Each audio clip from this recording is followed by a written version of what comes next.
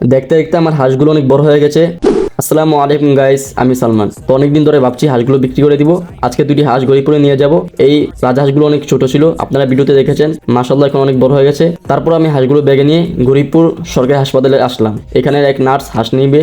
অনেক খোঁজাখুঁজির পর ওনাকে পেলাম, হাঁসগুলো দিয়ে বাড়ির দিকে রওনা দিলাম। বাড়িতে আসার পর আরেকজন হাঁস নেবে 2 পিস মলয় বাজারে। গরিপুর থেকে আসার 2 দিন পর আমাদের বাড়ির 3 দিকে পুকুর, হাঁস পালন করতে সুবিধা হয়। তবে সবচেয়ে বড় অসুবিধা হচ্ছে কুকুর আর গুইসাপ। আজকে আমাদের এই জায়গায় এই পারে একটা রাজহাঁসকে কুকুর কামড় দিয়ে মেরে ফেলছে। মাত্র 2টা রাজহাঁস কিনছি শখ করে, এত বড় হওয়ার পর কুকুর কামড় দিয়ে মেরে ফেললো। আমি ভিডিও করতাম, এমনি অনেক মন খারাপ ছিল, যার কারণে আর ভিডিও করি নাই। হাঁসটা অনেক শখের ছিল। তো যাই হোক, মনের কষ্ট সাইডে রেখে মলয় বাজারে এসে হাঁস দিয়ে আম্মু কিছু চাউল দিছে।